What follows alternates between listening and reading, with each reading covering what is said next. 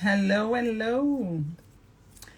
Here I am today. I hope everyone is doing well. So, as everyone know, this is Yola. My name is Yola Bastos. I'm one of the co-founders of Women Flix, and thank you so much for joining me. And today I'm gonna have a request. I'm seeing here view request. Someone is asking me to join me on my live. Okay, it went off.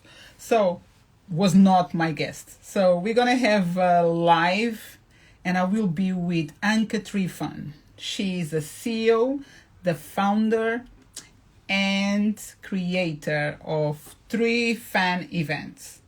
I'm so excited to talk with this lady. She's a busy woman, but I'm sure she's gonna teach us so many things.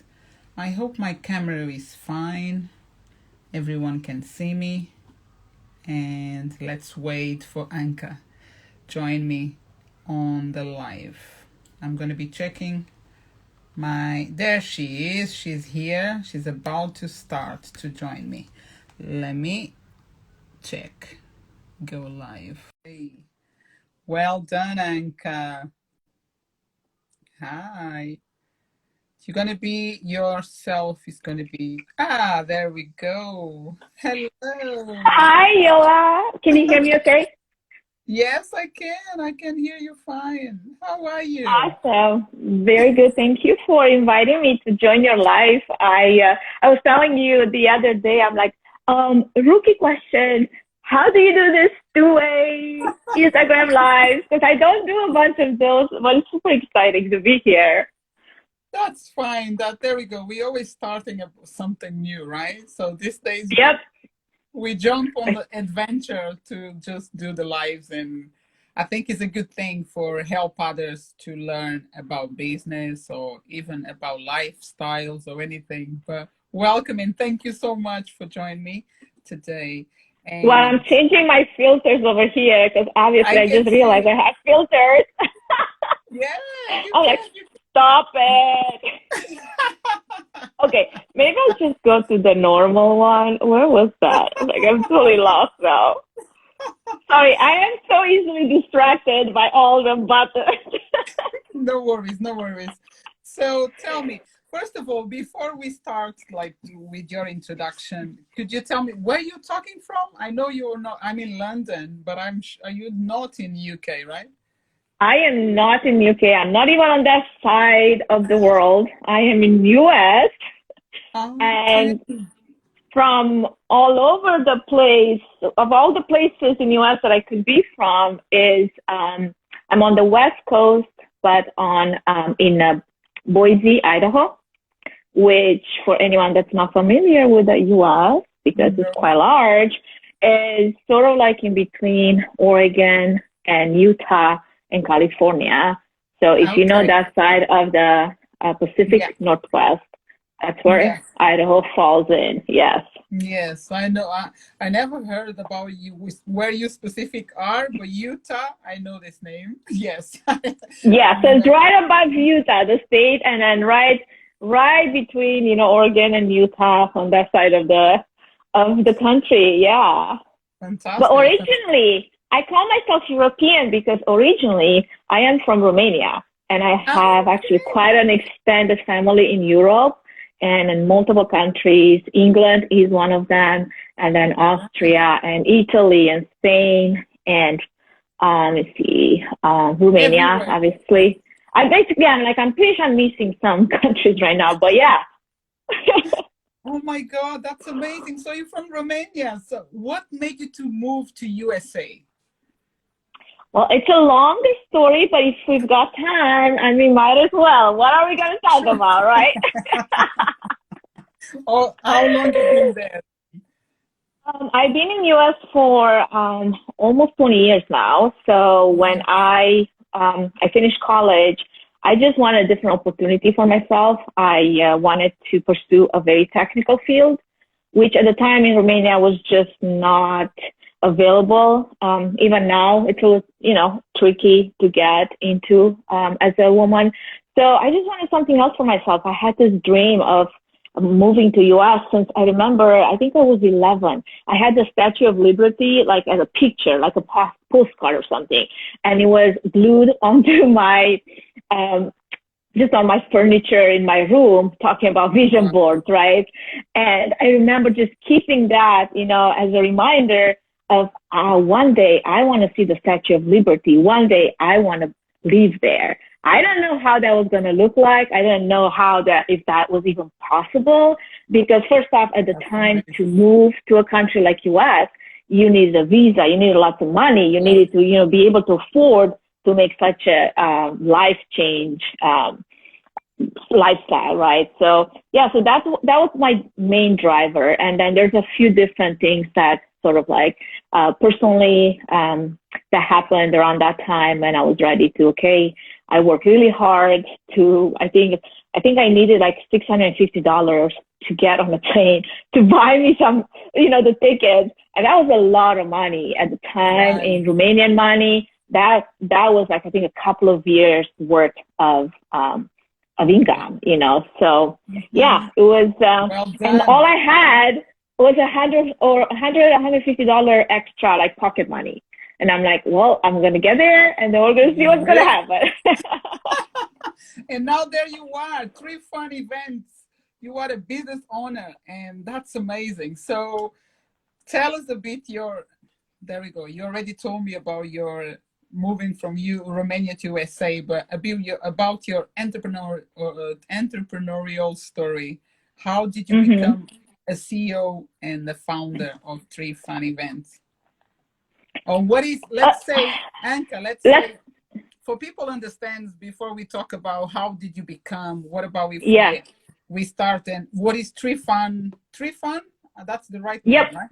Trifan Events. Yeah. So Trifan Events is basically a boutique event planning and production agency that is offering event planning, experience design, production management for live, virtual, and hybrid events. And that's basically the short, description of what happens here. And there's a lot of things that you can, put into that little tiny description. But for the sake of, staying on topic, that's basically what Trifan Events is. Now, my background is that of a certified event professional and also a technical event producer. I've worked as a sound engineer for many years, for concerts, for corporate events, for nonprofit events. And I've always had this desire, kind of like a muted desire, as I was working for a lot of production houses, a lot of other people, to start my own company, to have my own thing.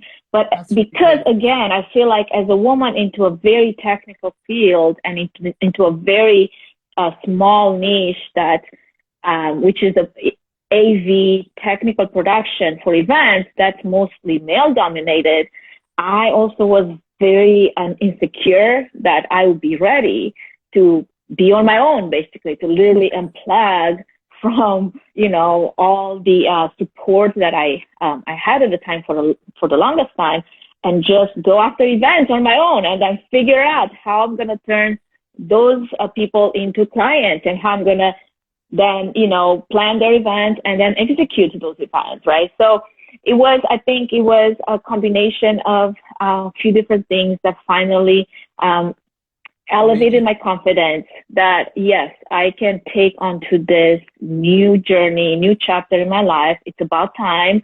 I've done enough work for other people, and now it's time to actually do this for myself, as, the dream that I always wanted.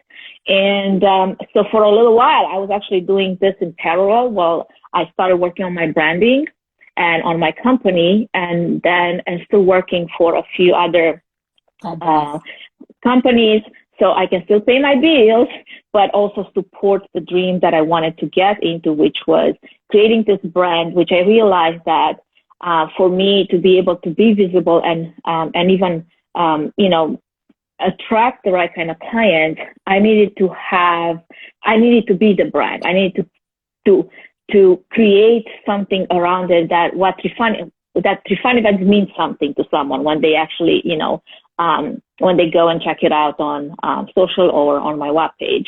So that was a journey because, again, at the time I still needed to make money. I still needed to fund the dream, right? But at the same time, I was working tirelessly just to create that vision, to make it into reality. So, yeah, I mean, that's basically the genesis. Yeah. How long you been, how long you got Trifan events running? So as a incorporated, like as a company, registered company, on paper, I think it's 2016. As a dream, it started in 2013. So Wow. like as in like full on, I'm really gonna start like, feeding that, because I need to create this, again, brand that represents what I want to do in the future. And I remember at one point I was so passionate about doing that I had to have some discussions with the people I was working for, because again, it started to become a little bit of a conflict of interest, and we need to have a honest discussion. Okay, what is it that I see that you've got, a dream. We want to support that, but we have to set boundaries. And I think that's important for a lot of the things that sometimes we do, especially if you're in a field that somewhat it could become competition to you directly, or maybe to some of the whatever pursuits that you have. You have to have some boundaries. You have to have some conversations, because at the end of the day, I'm still very good friends with all the people that I work with, with maybe one exception. But I'm still very much, collaborating and working with these people. Like, I have those connections. And even now, like I would actually need, I would reach out to them for support for certain events that I do that need additional support. And those are my go-to people, the ones that I work for, the ones that I help to build their own company, because they in return helped me, right? So it's almost like a symbiotic relationship. We never disconnect. There we go. If we do a good work together, we're never going to disconnect. We're going to be connected forever, I think, because when it's a good relationship, it becomes for life. Even if absolutely. If we don't check everyone every day or every week, but we know that we are there for each other, and that's really powerful. So and as an agency, I need this type of partnership. So to me, it's very important not to burn bridges, And how, so do you work right now? You are a business owner that works full-time for yourself, right? Yep. Yeah, that's right. Powerful. It is. It's also, I know, but sometimes I'm thinking I'm also the worst boss that I've ever had. The most demanding boss I've ever had, because I mean, when you work for yourself, you know that is what's going to feed you, and you have a different drive, you have a different commitment, you have a different intent, right? And a different passion that drives all those decisions, but also drives the hours that sometimes you can just find yourself just doing and doing and doing. And many times I have to stop myself and allow myself to rest or take a moment of, okay, right now, I've done, enough. I need to close off my computer, run away from my office. Even if my office is in the same, house right now, I need to close it off and just separate myself, because it can be so easy now, especially during COVID. It's been a challenge. And I know a lot of business owners have actually had this challenge where you don't have a separation anymore between office and home. And that's not good for your family. It's not good for your mental health. It's not good for, even for your business, because if you're going to be just constantly giving, but never stopping to actually refresh and recharge. Yeah. So right. I mean, you can only give so much, right? So for me, that's been a challenge, because I can be the kind of person that I literally have to put lunch as a line item in my calendar. Otherwise, I forget to go and eat, which is like just walking 3 steps into my kitchen. I forget to eat. If I could remove all the bathroom breaks out of my day, I would totally do that, just so I have more time. Fortunately, I did not figure that one out. Anka, this is a really good point that you brought up because a lot of people suffer with the same problem. I do call this self-discipline, and it's something that I use in myself, and it works. I don't need to put my lunch on my diary, but I totally understand what you mean. But because I just think by myself, like, I need to eat. Oh, I need to move. I need to do something. I need to stand up because otherwise I can go for a long time. I can do as well, but I have this discipline when it comes to release myself. I need to do something away from my work because Yeah. I think one of the reasons as well we do this is because we love what we do, right? So we are so passionate about it. So nothing can take me away. I can spend every Yeah. single day working in my office, which 18 hours, if you really wanted to, but then is that really helpful in the long term, right? Like, yeah, is that going to that's right. help you, especially knowing that you can only burn the candle at both ends for so long, right? That's right. But one thing I normally say to business owners or startups at the beginning is fine for you to go 100,000 an hour. But then after a certain time, you need to slow down. You need to take your priorities. You need to analyze what exactly do you want. And if it's necessary to stay long hours working on your business, when you should be doing exercise, you should be eating, make things regular, like on your diet, like your discipline in talks in terms of going to the bathroom, going to the kitchen, eat something, exercise, go for a walk, go to your living, especially like you said, like you mentioned, during the COVID we work all from home.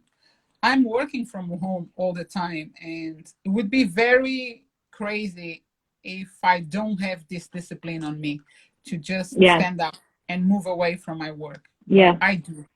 Is someone Yeah. here asking? Oops, someone asked me the question. Let me see. Yes. Okay, I I think she know was who just is she. reinforcing the question that we raised. Is that helpful in the long run? Because obviously it's not if you're going to keep pushing in the same direction. One thing that has helped me honestly tremendously, especially during COVID, because again, we are kind of, I don't know how much of the situation that you were facing where each one of you are in, but I know everybody's had, hard time being stuck indoors and not being able to leave the house, especially during when we had the restrictions to Pandemic. yeah, but just to stay indoors, like the confinement. And right now, I feel like it's a little more open, although nobody knows anymore because we're going back to like masks and all the things, which is totally impacting the event. And that's a completely different conversation and topic. However, what I was going to say is one thing that I remember when we were indoors and we couldn't leave the house for a while. Exercising has been like my go-to support system for just mentally to keep myself in check, but also fit, like physically fit. And I know there's people that have gone either way, like they either got like in the best shape of their life during COVID, or they went completely the opposite, where it's like, okay, couch potato all the way, right? For me, it was Yes. completely like best shape of my life. And right now I can say like, you know what? At least that's my silver lining, besides actually getting to meet a lot of cool people. Because another, silver lining out of what we went through was the fact that now I found myself needing to reach out for support, reach out for networking. And yes, everybody's complaining about Zoom fatigue, but I've met so many extraordinary people during Yeah. this time. And just the fact that I Yes. met you and I met a lot of other like-minded event professionals and business owners and entrepreneurs that were struggling with the same similar things. And we were able to connect in a way that before, honestly, if I would have just gone to maybe an in-person event or just anywhere for that Yeah. matter, I would have never connected because I just never put enough time or importance on that because I was forced to now. And then out of the necessity, it birthed so many new relationships and connections. And with that, also the fact that now I'm like a gym freak and I'm going to the gym every morning. That's my start routine. Like I gotta have my workout in, and then everything else, can fit in pieces and places. And yes, even my lunch breaks, when I get to take them, sometimes it's like 5 p.m. I was laughing because my husband, he's like, you do realize that you don't have a sense of when you're hungry, only when you're starving. I'm like, what? He's like, yeah, like you're not hungry until you're starving. Like you get to the point where like you're no longer hungry, you're hangry, and you're in starvation mode. And it's like, you're right. Like I didn't even realize that about myself, because many times I get to 5 p.m. and this is when I'm like, oh my gosh, it just hit me like a train, right? It's like, I am so hungry, I'm going to die. Yeah. And now let's go back to your Trifan events. What means hybrid events? Hybrid events. What does that? That's a fantastic question. It's one question that has been answered a million different ways and a million different times. To be honest, especially if you're in the event world, I host a podcast called Events Demystified, and for the last 18 months, that's all we talked about. Virtual events, hybrid events. How do we make them happen? What's the strategy behind it? What's the how? What's the how-to? What's the why? Like the whole gamut of questions. A hybrid event, in most definitions, the way it's looked at is an event that happens both in person and digital and virtual, right? So you would have two different audiences where you cater to their needs separately, because for example, say you have an in-person event of about 50 to 200. If you want to go crazy, go to 500 people, although nowadays, with all the restrictions with COVID and social distancing and everything, there's a lot more smaller events happening than there's like larger events like we were used to in the past. So that small event now, say in the past used to have 1,000 in-person attendees, right? Now, if you're going to limit that to be a 200 in person, you have to somehow also cater to all the people that maybe they wanted to join, but they couldn't, to maybe they actually never wanted to join, but they would still be interested in the event, or 3, they're just feeling unsafe to join, even though they might have the desire to, because for many reasons, people are not yet feeling fully safe to join a gathering of so many people in person, right? So then the solution to that was the virtual element of the event. But all of this has to happen smoothly. All of this has to happen fluidly, and it has to happen seamlessly, so that the integration of the experiences that this audience that's in person with this audience that is digital can happen in a way that benefits both audiences. So there's a lot of strategy, a lot of talking, a lot of thinking, a lot of solutions, a lot of challenges that go behind what that might look like.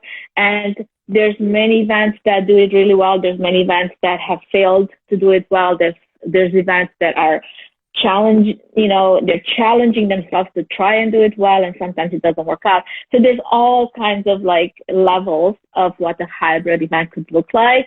And that's a good thing, also a bad thing. Like there is not necessarily a all across the board, this is the formula and this is the solution for all the events, right? And it depends a lot on your audience. It depends a lot on your budget. It depends a lot on, location. It depends on so many the technology that you're using, the platforms that you're using, all the tools that will break that event, Okay, because one of the pictures, when I went to your website and I was checking, one of your pictures is full of screens. It's like someone is on on TV, and I'm like, what exactly they do?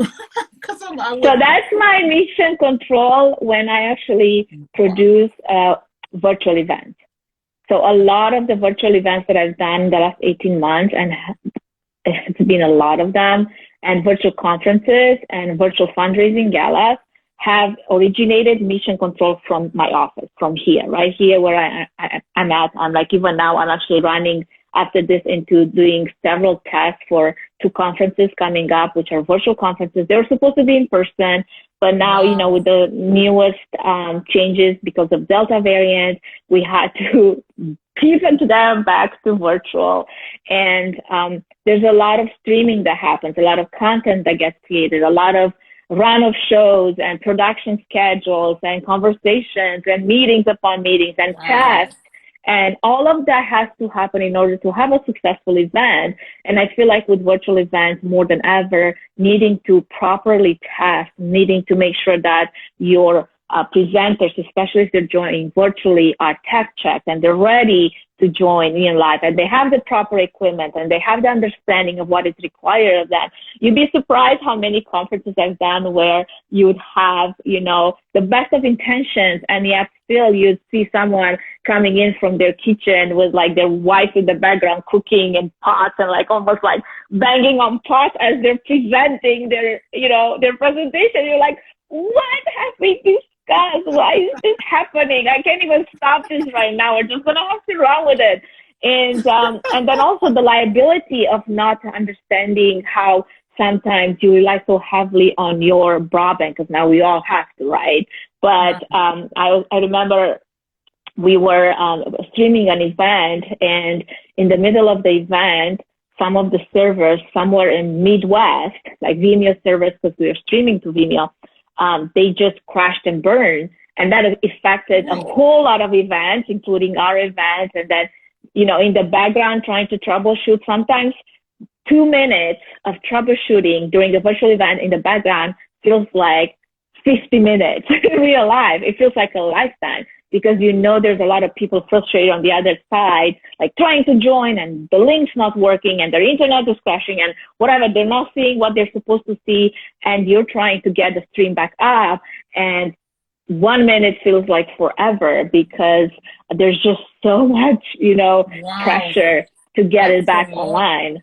Sounds like a lot of pressure, because you need to make sure everything is right working. And if something misses, is crazy. But well done. Once again, I don't know how you deal with all these things around, because you said it's just in front of you, like where you are right now is where you work. And I was amazed by the many screens I could see, because the picture is like on Let me see. But it's like, I think I have, like, you can't even see, but basically I'm like one of those persons with like a million screens everywhere. Wow. That would be me. Wow. But it's fun. I mean, I've always loved technology. I've always dwelt into technology. And for me, even when this happened, the pandemic, we all, a lot of us got shocked, right? And got like, oh my gosh, are we still going to be in business? For me, when this happened in March of 2020, it was a very fluid transfer of all my skills, in-person production for events, to a virtual, technology heavy type of operations, because things needed to change, things needed to adapt. In the beginning, we pivoted, right? Like everybody was using and overusing that word, but then eventually you needed to adapt into a new format, into a new way of doing business, and not just survive, but thrive, hopefully. So I think there's a lot of good things that have happened during the last 18 months. There's a lot of obviously loss that has happened, which I could have easily done without, we could all have done without. But if there's a silver lining, I feel like one of the biggest things for me was the fact that it opened some networking opportunities with a lot of like-minded individuals like me, and owners, business owners, entrepreneurs again, and in the meeting industry that I would have never taken advantage of otherwise. Never, not even would have crossed my mind to reach out at the same level, with the same intent, and with the same consideration and conviction that yes, we need to support each other. Yes, we can make it through, and we'll make it through. And here we are again, faced with a few other challenges in 2021, fall of 2020, especially when it comes to events. But I still think, that even though we're maybe more tired, more fatigued, more frustrated than ever, we can still make it to the end of the year, and then we'll see what 2022 brings, you know. Yeah, yeah, that's right. And how is your business in terms of the events? Are you running events like before, or is it more slow or still slow due to the pandemic? Well, I feel like there's been quite a few ups and downs just because of the unknown. Like if you asked me this question back in June, we were going full steam to full-fledged in-person events by fall's time, which would be now. And by August, we were literally had like a couple of weeks to change everything back to virtual. And that had to happen like right away. And a lot of the strategy meetings that have happened in August needed to happen because a lot of the events that were going to be all in person, they never considered. A lot of them have not, at least, some of them have had the, back of mind kind of like, oh my gosh, but what if, but a lot of them, they're like, yeah, we're done. We're going to have our vaccines. Everybody's going to be safe. We're just going to get in person and life can return to normal. Well, not so fast, because obviously, as we've learned, we're dealing with the different challenges now. And even though, yes, a lot of us are vaccinated, a lot of us, are in a position to be able to join and gather again, not everybody feels safe. Not everybody feels ready. Not everybody is even, dealing with the same type of health issues that other people are. So we're back to trying to figure out now where most of the events are technically either postponed Right. to a later date, say spring of 2022, because on the hope that by then, we'll have, some sort of a deep into the numbers that have started, to raise up again. And then we'll be back to business as usual. The ones that have not postponed or that have not canceled, because yes, some events have also canceled. Right. They have gone back to virtual. And some of those, they're like, okay, but again, I feel like sometimes virtual becomes this last thought strategy, and that's where you can get into a lot of problem, or you don't benefit from a virtual event fully because you're always going to make it as your last resort. And if you look at it as your last resort, then you're not going to put the same intent, the same conviction, and the same time into making it be an extraordinary experience. And if that's how your virtual event is going to end up being, then you're always going to look at it as like, we're over virtual events. They're just like not our thing, right? And where, if you look at it with a little bit from the get-go with like, that's the strategy moving forward, or even having that virtual element part of your in-person event to become the hybrid that we talked about, then you'd have a different intent behind all the strategy, and your KPIs would be different, and all the efforts that you put into it then would pay a different dividend at the end.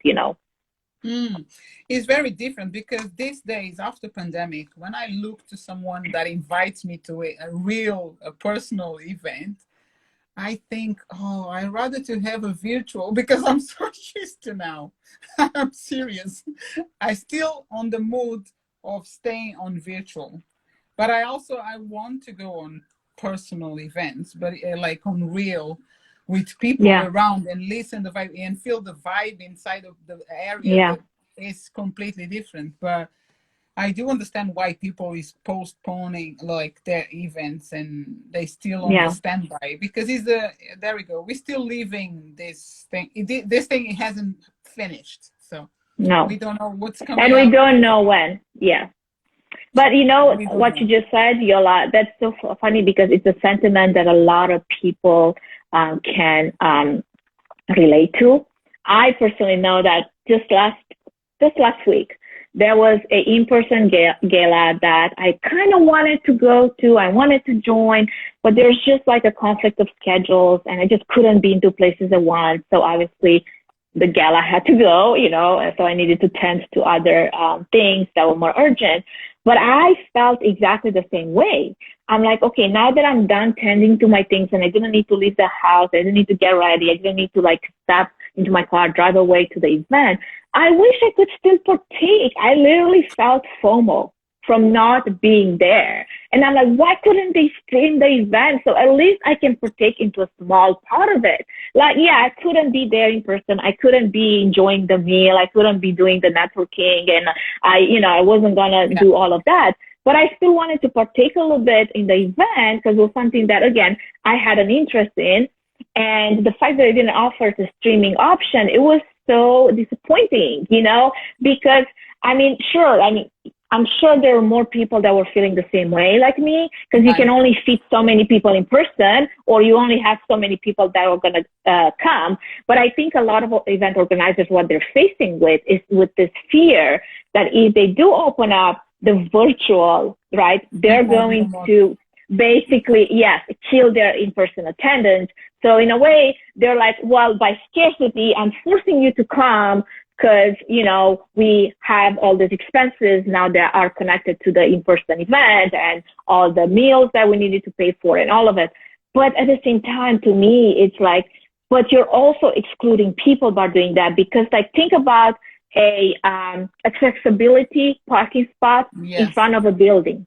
Would you take away from those spots because you want to make more VIP, whatever parking spots for your biggest, sponsors, donors, whatever, who your people are, or you still leave those spots because it has to be, it's an accessibility parking spot you need to offer. The same way with virtual events, you have to offer that as an accessibility way to tend to an audience that they might want to be in person, but they might most likely not, but you still have to offer them that option, right? You can't just say, no, I'm not going to because I want you to do what I want you to do, because then you're not serving your audience. You're not serving, the event. I do agree with you, because there we go. It's because what we lived, what we've been going through. So should be two options, two ways, even if you pay for the full ticket, but the option for the virtual should be available. Now while we were talking, I was just wondering, would you be able to create this conversation stream to another platforms? Is that easy? Do you know how to do that?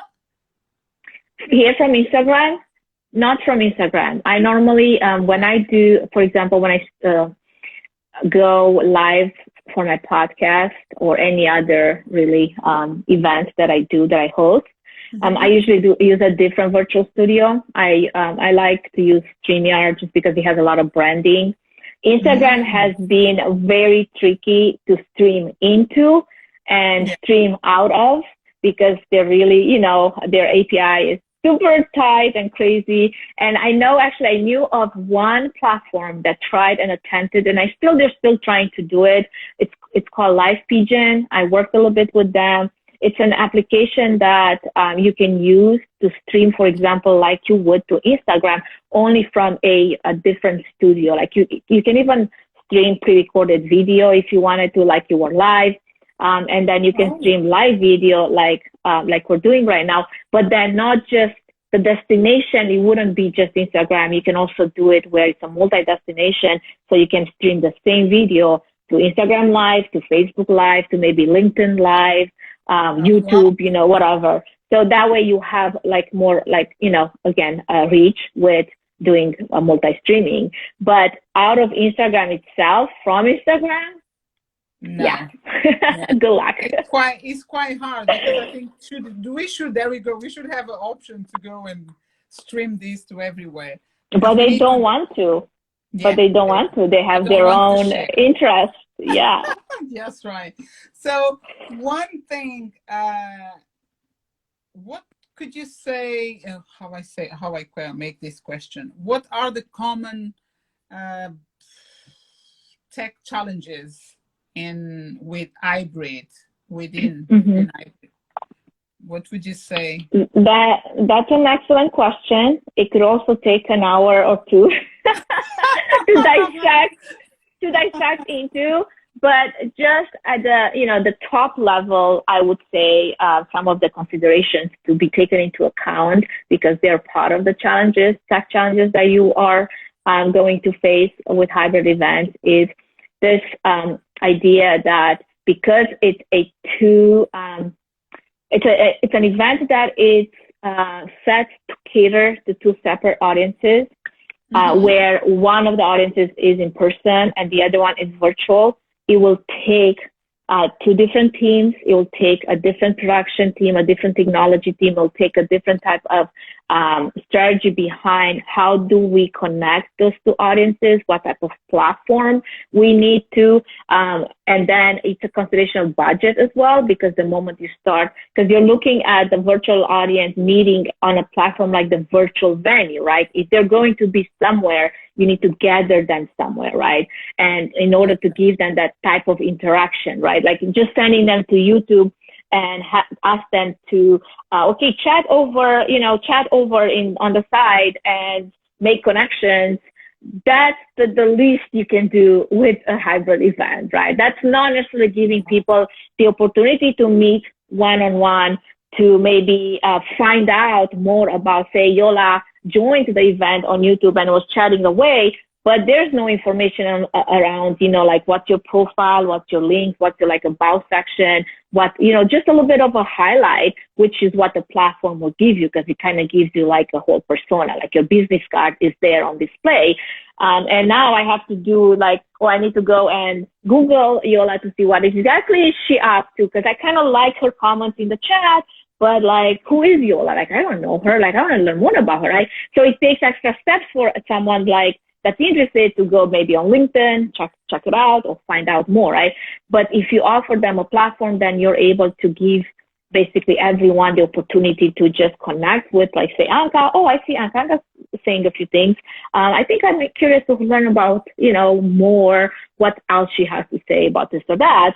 And you go on her profile and you're like, oh, okay, I see what she's doing. Okay, let me meet with Anca one-on-one, during the event right now. And I may say yes, I may say no, who knows? Sometimes you have the time, sometimes you don't. But that's how connections are formed. And then having the opportunity for engagement, for maybe gamification, connecting with people on small breakouts, kind of like table, roundtable discussions, forums, and all that. That gives that audience online an opportunity to engage like you would if you were in person. But then say, how do you connect this in person with a virtual audience that maybe they might want to connect?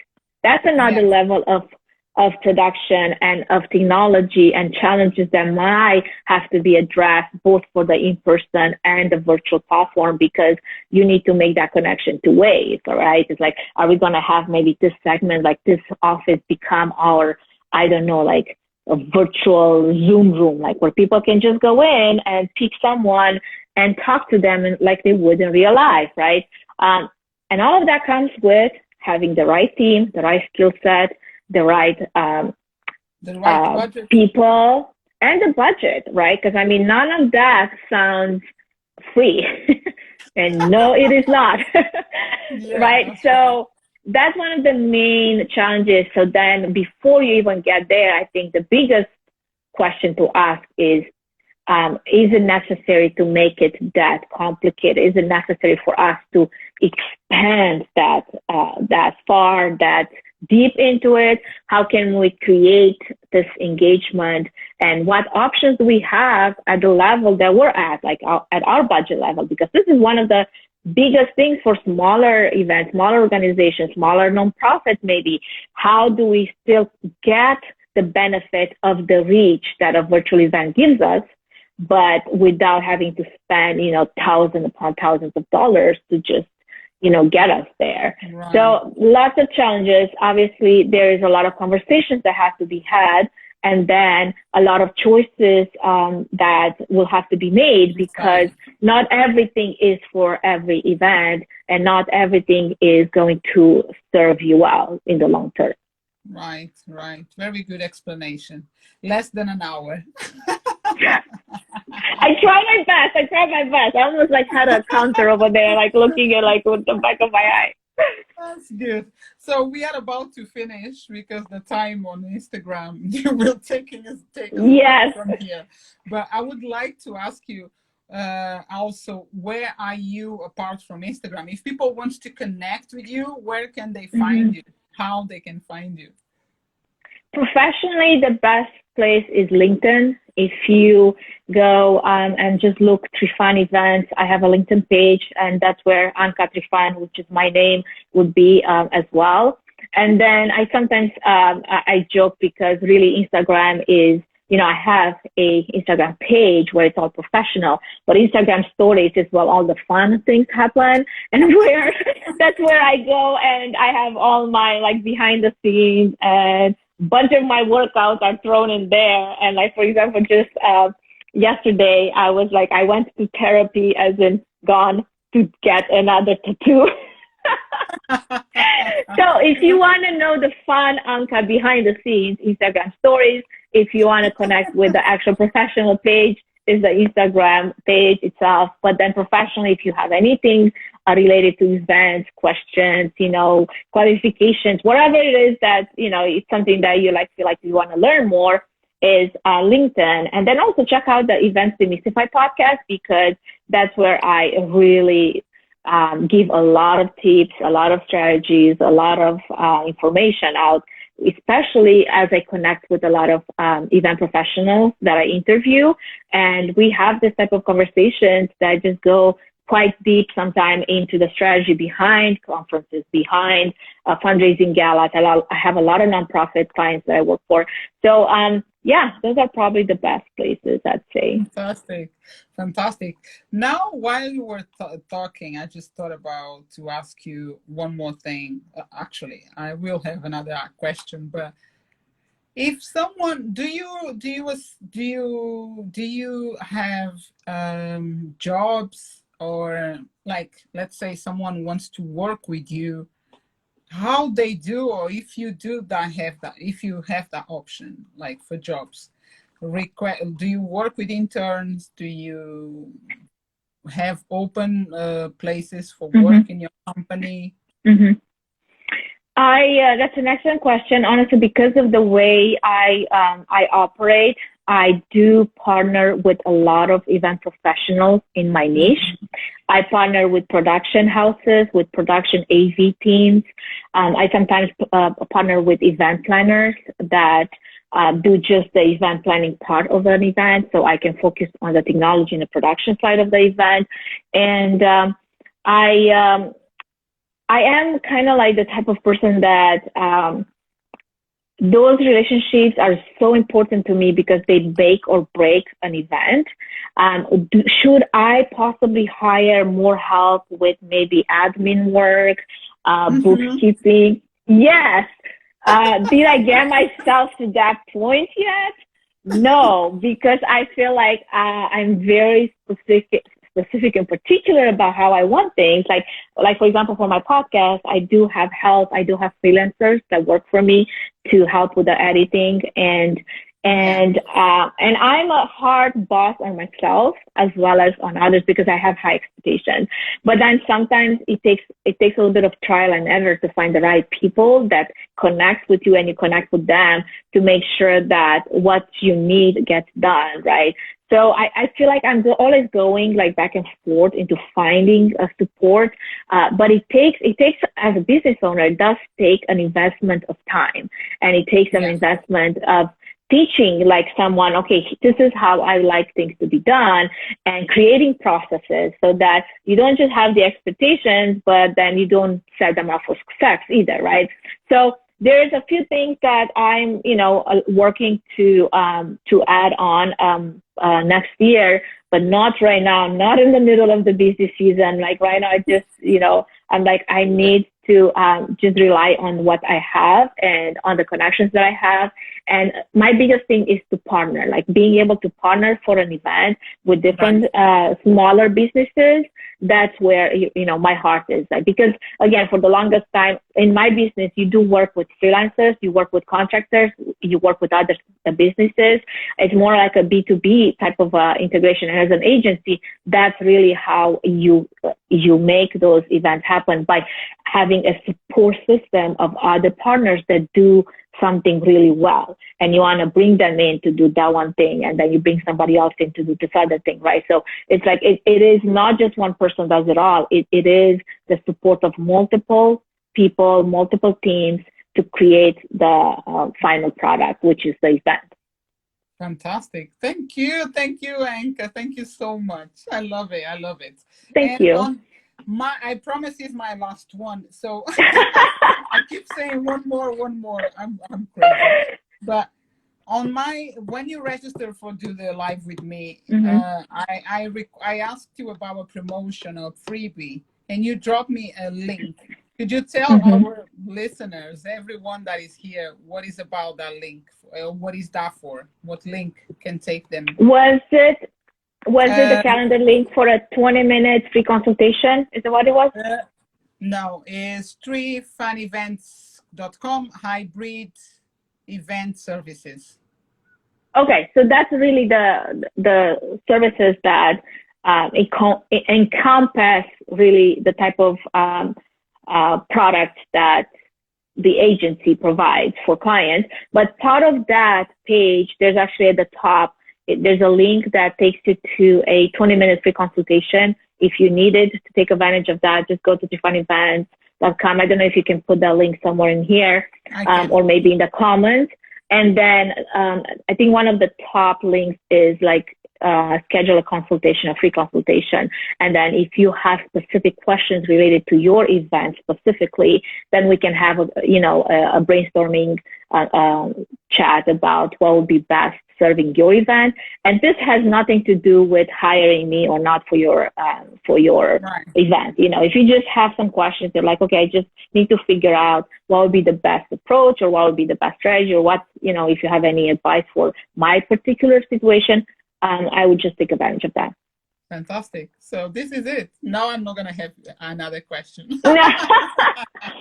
Well, it was such a pleasure to talk to you and chat about events. And thank you for the opportunity to be here. I hope that even if we put this later to rewatch as on demand, I hope that if anybody's rewatching this, if they have any question, I hope they will reach out. Again, I'm always open for conversations and supporting people, especially in the business, in the event business and entrepreneurs in general. I mean, we're all struggling many times with the same things, and not talking about it or not reaching out, it makes us feel like kind of lonely. And that's not really the best strategy moving forward, because there is a support system. You just need to be able to be humble enough to reach out and ask for help when you need it. And I'm the first one to say that I don't always do that, because again, I want to do it all, but not doing it all means that you leave room for growth, and you leave room for maybe even being creative, which is so important. That's right. Thank you so much. And emotional freedom is saying thank you, ladies. Very informative. And we are glad that you enjoy. And I hope you join us again or anytime you're going to be able to reach this video, because it's going to be recorded and saved on my page. And also, Anca, I can send you to yourself, and then you can. Thank you. Also I'll repost it. Yeah. Yeah, on your IGTV. But once again, and to everyone that joined us, thank you, and I wish you a lovely rest of the day, whatever country you are, because for you it's the morning, right? For me it's evening. I think we're going towards lunchtime now. Like my clock is like, yeah, it's time to go eat now. My breakfast is happening at lunch. I'm gonna go. I'm not gonna have dinner anymore. It's late. I had already, so this is cup of tea and sleep, or maybe watch a movie. But I hope you have a wonderful evening, rest of your evening, and sweet dreams. Because it's time to actually go to sleep there. Thank you. Thank you, and take care. And thank you, Panic Atogelania. I don't know what I know, it's Juliana. Thank you for this conversation as well, she says. Sometimes I see names. Okay, but Anca, take care, and was a pleasure, and I really enjoy our conversation.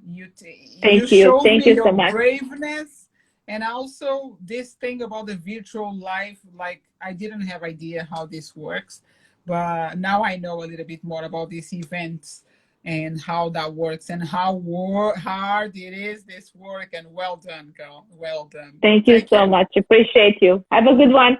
You too. Bye.